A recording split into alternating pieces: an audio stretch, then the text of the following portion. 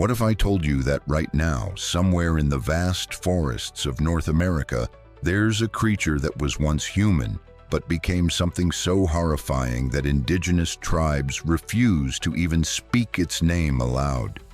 What if I told you this creature stands 15 feet tall, has yellowed fangs the size of railroad spikes, and an insatiable hunger for human flesh that can never, ever be satisfied? And what if I told you that this monster wasn't born from ancient mythology, but from a very real psychological condition that still affects people today? This is the story of the Wendigo, the cannibalistic spirit that transforms ordinary humans into monsters. But the truth behind these creatures is far more terrifying than any horror movie could ever portray. Welcome back to the channel where we explore the darkest corners of world mythology and their disturbing connections to reality. I am your host, and today we're venturing into the frozen wilderness of North America to uncover the most feared creature in Native American folklore. The Wendigo isn't just another monster story. It's a warning about what humans can become when civilization breaks down, when hunger takes over, and when the line between survival and evil disappears completely. You're about to discover why entire tribes would rather starve to death than risk becoming these creatures, why the mere mention of the Wendigo name was once punishable by exile, and the shocking truth about real-life Wendigo transformations that continue to this day. If you think you understand the depths of human darkness, prepare to be proven wrong. To understand the Wendigo, you need to understand the place where it was born, the endless, merciless wilderness of the Great Lakes region and northern Canada. Picture a land where winter lasts for 8 months of the year, where temperatures drop to 50 degrees below zero, and where the forest stretches for thousands of miles without a single sign of human civilization. This is Algonquian territory, home to tribes including the Ojibwe, Cree, and Innu peoples. These weren't simple hunter-gatherers struggling against nature. They were sophisticated societies who had mastered survival in one of the most hostile environments on Earth. They knew every edible plant, every animal migration pattern, every sign that could mean the difference between life and death. But even these master survivors faced one enemy they couldn't always defeat: starvation. In the depths of winter, when game disappeared and stored food ran out, when blizzards could trap families in their shelters for weeks at a time, people faced a choice that would haunt humanity's collective nightmares forever. They could maintain their humanity and die with honor, or they could cross the ultimate taboo and survive as something else entirely. The Wendigo legend begins with that choice. According to Algonquian tradition, the first Wendigo was a man whose name has been deliberately forgotten. He was a respected hunter, a father, a member of his community who loved his children and provided for his family. But during one particularly brutal winter, something went catastrophically wrong. Some versions say his hunting party became lost in a blizzard that lasted for weeks. Others claim their camp was cut off by an early freeze that killed all the game in the region. But every version agrees on what happened next. As the days passed and the food ran out, as his children began to starve before his eyes, this man made a decision that would echo through centuries of indigenous oral tradition. He killed and ate another member of his group. But here's where the Wendigo legend becomes truly terrifying. The moment human flesh touched his lips, he wasn't just committing cannibalism. He was performing a spiritual transformation that could never be undone. The Algonquian peoples understood something about human psychology that modern science is only beginning to grasp. Cannibalism doesn't just break social taboos, it fundamentally changes the person who commits it. And according to their beliefs, eating human flesh opened a doorway in the cannibal's soul that could never be closed again. The man who ate his companion didn't just survive the winter. He was consumed by an hunger that no amount of food could ever satisfy again.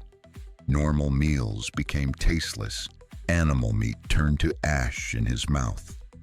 Only human flesh could provide nourishment, and with each victim he consumed, his need grew stronger.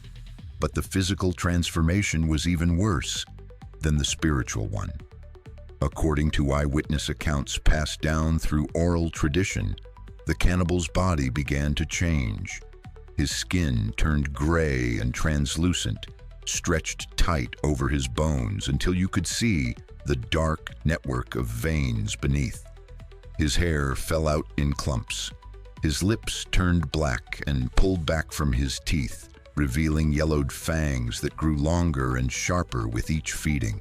Most horrifying of all, he began to grow, not like a normal man gaining weight, but stretching upward and outward until he towered over the tallest trees in the forest. Some accounts describe fully transformed Wendigos as being 20 feet tall, with arms so long their clawed fingers could drag along the ground as they walked. And those eyes. Every description of a Wendigo mentions the eyes, sunken deep into the skull, glowing with an unholy yellow light, and filled with an intelligence that was still recognizably human, but twisted into something unspeakably evil. This wasn't just a monster. This was what remained of a person who had chosen to survive at the cost of their humanity. And according to indigenous tradition, once the transformation began, there was absolutely no way to reverse it. The man who had once been a loving father now stalked through the forests, driven by an insatiable hunger for the flesh of his former people. He could mimic human voices perfectly, calling out the names of lost travelers to lure them deeper into the wilderness. He could move silently despite his enormous size, appearing without warning behind victims who thought they were safe. And worst of all, he remembered being human. He knew exactly what he was doing to his victims, because he could remember when he would have been horrified by those same actions. This is what makes the Wendigo different from other monsters in world mythology. It's not an external threat, some alien creature from another realm. It's a warning about what lurks inside every human being when pushed beyond their limits. It's a mirror showing us our own potential for evil. But the first Wendigo was only the beginning. Because cannibalism, according to Algonquian belief, is contagious in ways that go far beyond simple imitation. Here's something that will chill you to the bone. According to indigenous tradition, you don't have to commit cannibalism to become a Wendigo. You don't even have to see one. Simply being in the presence of a Wendigo, or even hearing detailed stories about them, can begin your own transformation. This is the concept of Wendigo psychosis, and it's not just folklore. It's a documented psychological condition that has been observed by anthropologists and psychiatrists for over a century. Let me tell you about the most famous case, Swift Runner, a Cree trapper who lived in the late 1800s. Swift Runner was known as a reliable, hard-working family man who provided well for his wife and 6 children.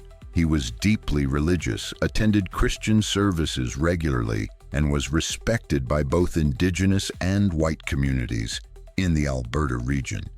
But in the winter of 1878, something changed. Swift Runner's family was living in a remote cabin, miles from the nearest settlement. Early reports suggest that game was scarce that year, but not impossibly so. Other families in the region survived the winter without serious hardship.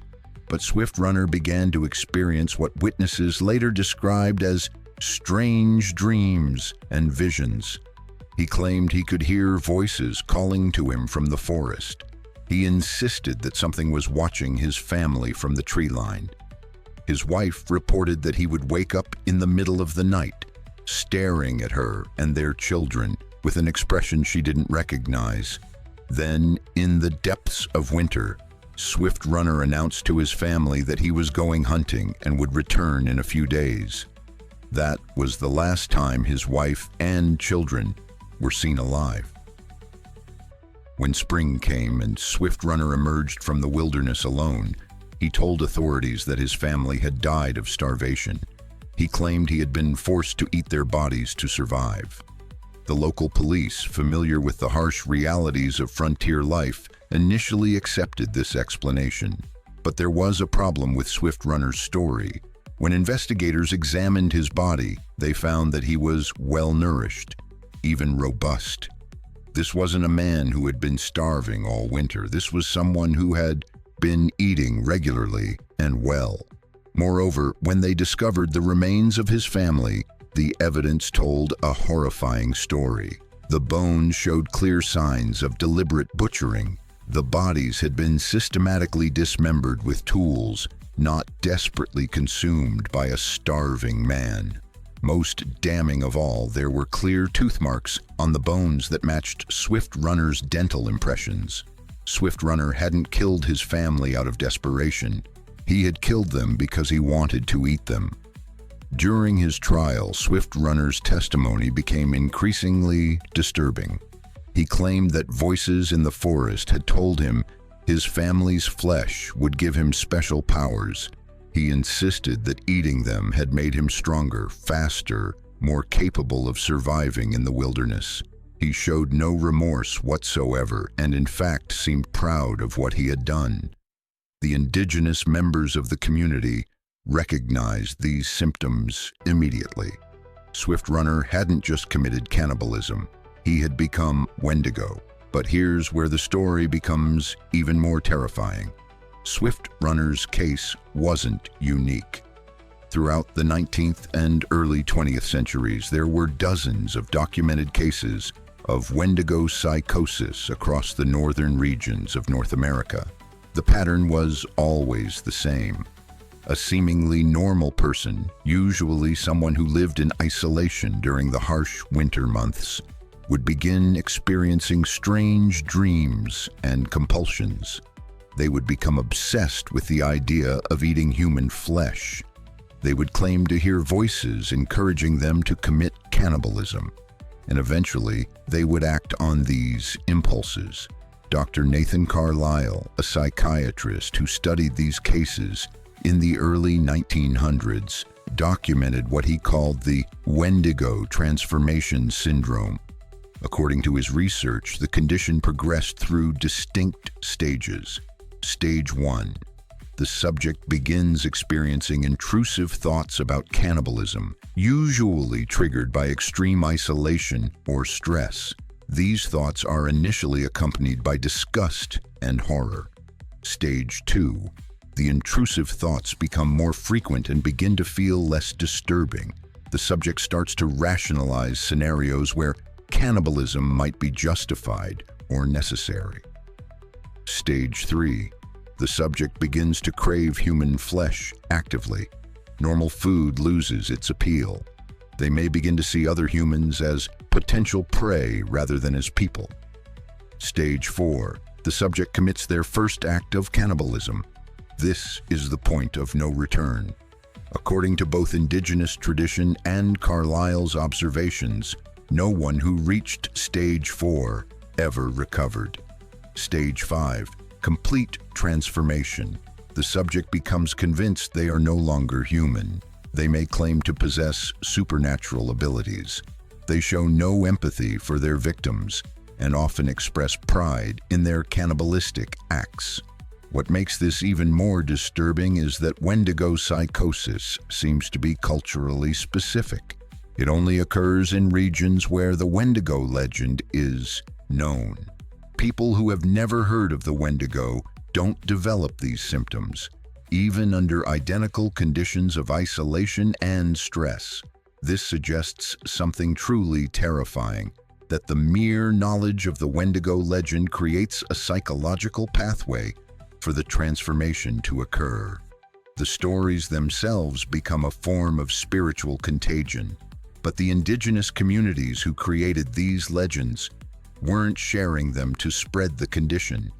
They were sharing them as a warning. Every Wendigo story served as a vaccine against the psychological processes that could lead to cannibalistic behavior. By describing in vivid detail the horror of Wendigo transformation, by making it clear that cannibalism led inevitably to becoming a monster, these communities were creating a powerful psychological barrier against crossing that ultimate taboo. However, this protective mechanism only worked if everyone in the community understood and respected the gravity of the warning. And as European colonization brought new people into Wendigo territory, people who didn't understand the deeper meaning of these stories, the protective barrier began to break down. Wendigo attacks began to increase in frequency throughout the 19th century, particularly in areas where indigenous and European populations were mixing. And the most terrifying part? Many of these attacks involved people who had never heard the complete Wendigo legend, people who were stumbling blindly into a psychological trap. Their minds weren't equipped to recognize or resist. The Wendigo wasn't just a monster, it was a psychological plague that spread through stories, dreams, and the darkest corners of human consciousness. And it's still spreading today. You might think the Wendigo belongs to the past, a relic of harsh frontier life that has no relevance in our modern civilized world. You would be dangerously wrong. The psychological patterns that create Wendigo psychosis haven't disappeared. They've just found new expressions in our contemporary society. And understanding these modern manifestations reveals something deeply disturbing about human nature that most people prefer not to acknowledge. First, let's talk about what the Wendigo really represents at its core. It's not just about cannibalism, though. That's the most obvious symptom. The Wendigo embodies what psychologists call malignant narcissism combined with predatory behavior. It represents what happens when a person's sense of empathy completely breaks down and they begin to see other humans as objects to be consumed rather than as fellow beings deserving of moral consideration. Sound familiar? It should. Modern forensic psychologists have identified clear parallels between classical Wendigo psychosis and certain types of serial killer behavior. The progression is remarkably similar. Isolation leads to dehumanization. Dehumanization leads to predatory fantasy, and predatory fantasy eventually leads to action. Jeffrey Dahmer, one of the most notorious cannibalistic serial killers in American history, displayed symptoms that would have been immediately recognizable to any Algonquian elder as early-stage Wendigo transformation. His obsession with consuming his victims, his belief that eating their flesh would give him power over them, his complete inability to see his victims as human beings rather than objects for his gratification. These are textbook Wendigo characteristics. But the modern Wendigo isn't limited to individual serial killers. The spirit of the Wendigo can be seen in any system or ideology that treats human beings as consumable resources rather than as people with inherent worth.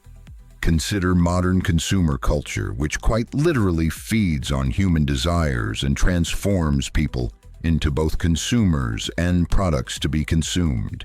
Consider corporate structures that chew up employees and spit them out, treating human lives as acceptable losses in the pursuit of profit. Consider political movements that dehumanize their opponents to the point where violence becomes not just acceptable, but morally necessary. The Wendigo's insatiable hunger, its inability to ever be satisfied no matter how much it consumes, perfectly describes the psychological state of advanced capitalism. No amount of growth is ever enough. No level of consumption can fill the void. The system must constantly consume more resources, more labor, more human lives to sustain itself. And just like the classical Wendigo, modern systems of consumption often begin with good intentions. They start as attempts to solve real problems: poverty, hunger, inefficiency, but gradually transform into something that exists only to feed its own endless appetite. But there's an even more direct connection between the historical Wendigo and modern American life. The Wendigo legend is experiencing a renaissance in contemporary popular culture, and this isn't just coincidence. It's happening because the psychological conditions that created the original Wendigo are becoming more common in our society. Social isolation is at an all-time high. Mental health crises are epidemic. Economic stress is pushing more and more people to their psychological breaking points. And in this environment, the old warnings about what humans can become when pushed too far are more relevant than ever. Recent psychological studies have identified what researchers call social cannibalism, patterns of behavior where people psychologically consume others for emotional or social benefit. This includes everything from online harassment campaigns that literally feed on the destruction of their targets' lives, to toxic relationships where one person systematically destroys another's sense of self-worth. The mechanisms are different, but the underlying psychology is identical to classical Wendigo transformation: the complete abandonment of empathy in favor of predatory consumption of other human beings. And here's the most frightening part. Just like the original Wendigo psychosis, these modern forms of social cannibalism seem to be psychologically contagious. Exposure to dehumanizing ideologies, whether through social media, extremist communities, or toxic work environments, can gradually erode a person's capacity for empathy until they begin to exhibit Wendigo-like behaviors themselves. The protective mechanisms that indigenous communities developed, strong social bonds, clear moral boundaries, and powerful cautionary stories, are exactly what's missing from much of modern society. We've lost the communal structures that once helped people resist the psychological pressures that lead to Wendigo transformation. But perhaps most disturbing of all is the way modern technology has amplified the Wendigo's power. The original Wendigo could only hunt in the physical wilderness, limited by geography and the small populations of pre-industrial society. But modern Wendigos can reach across the globe instantaneously, using social media and digital communication to spread their psychological contagion to millions of potential victims simultaneously. The internet has become a new kind of wilderness, vast and largely unregulated, where modern Wendigos can hunt for prey and spread their influence far beyond anything the original legends could have imagined.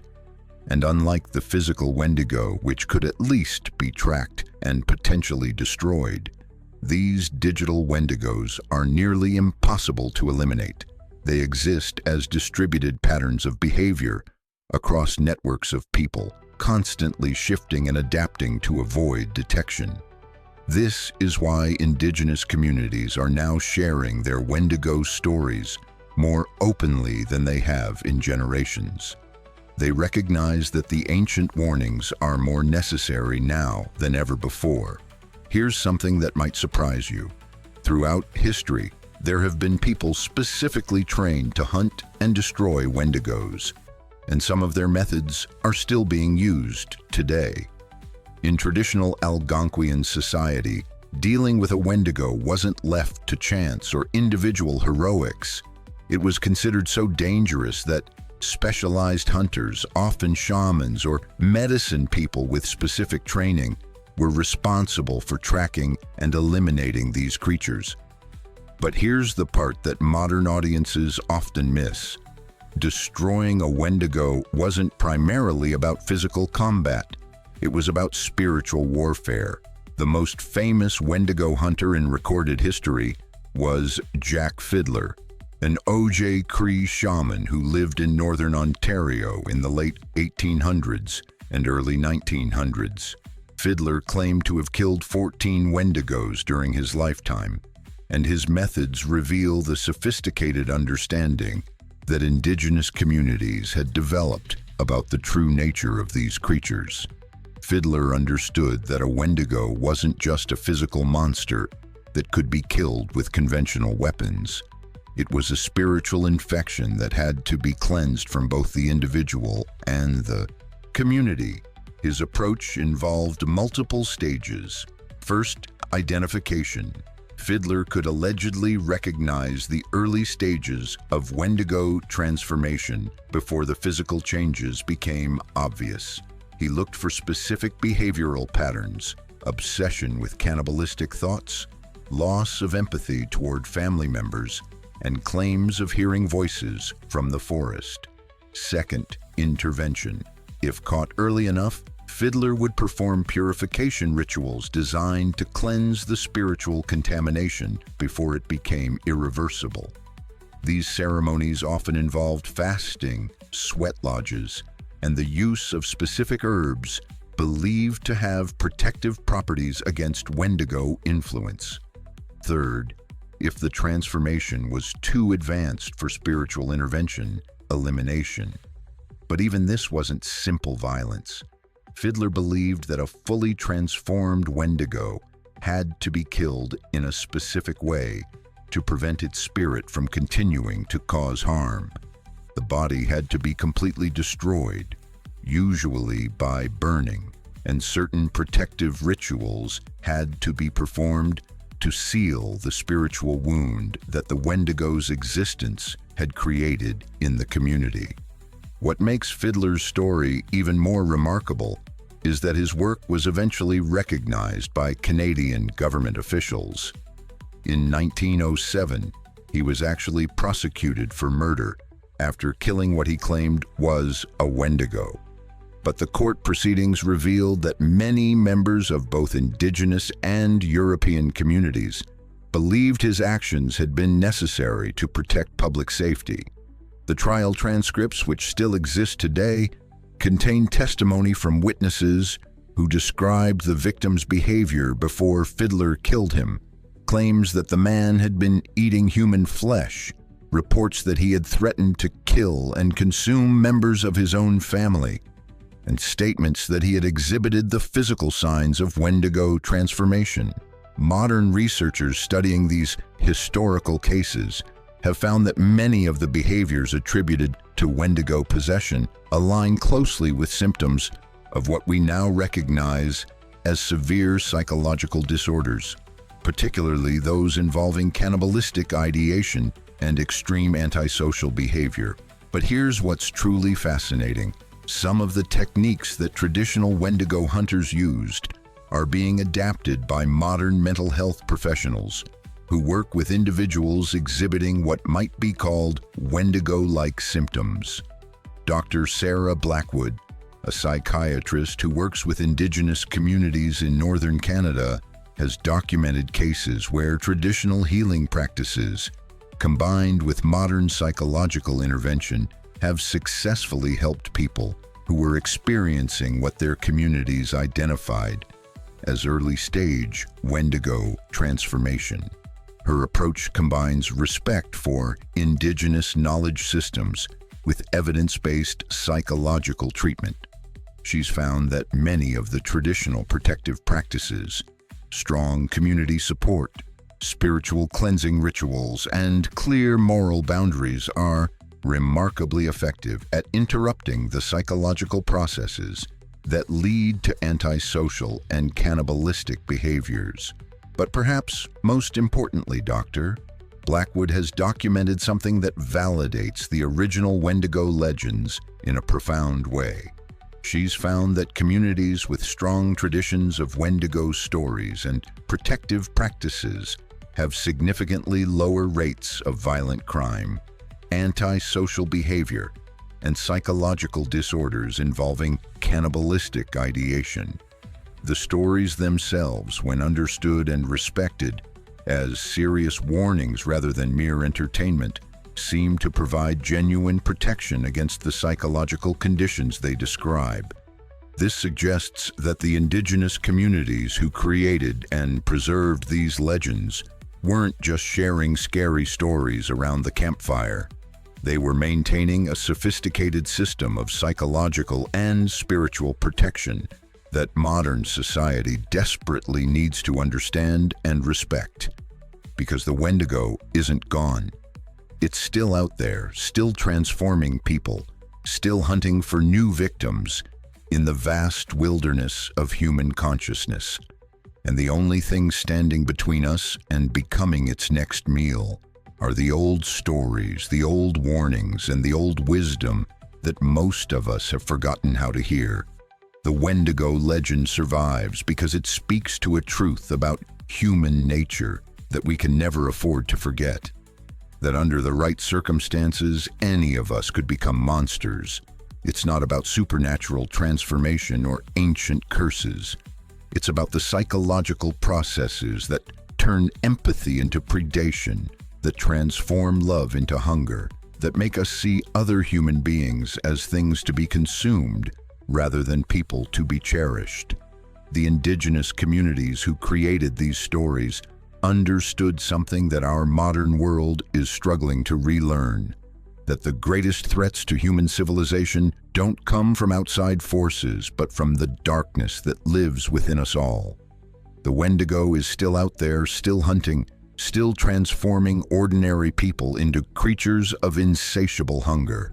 It lives in every act of dehumanization, every system that treats people as disposable, every moment when we choose to see others as objects rather than as fellow human beings deserving of dignity and respect. But the stories also give us hope. They remind us that we have the power to recognize these transformations before they become irreversible. They teach us that strong communities, clear moral boundaries, and genuine care for one another are our best defenses against becoming the very monsters we fear. The next time you hear about senseless violence, about people who seem to have lost all capacity for human empathy, remember the Wendigo. Remember that these aren't random occurrences or inexplicable evil, but predictable results of psychological processes that we can learn to recognize and interrupt. The old stories are calling to us across the centuries, carrying warnings that could save us from becoming the very thing we most fear. The question is, are we still capable of listening? If this exploration of humanity's darkest potential has changed how you see the world around you, let me know in the comments. And if you want to delve deeper into the myths and legends that reveal uncomfortable truths about human nature, subscribe and join us as we continue to explore the shadows that civilization casts, because the darkness is still out there, but so are the lights that can guide us safely through it.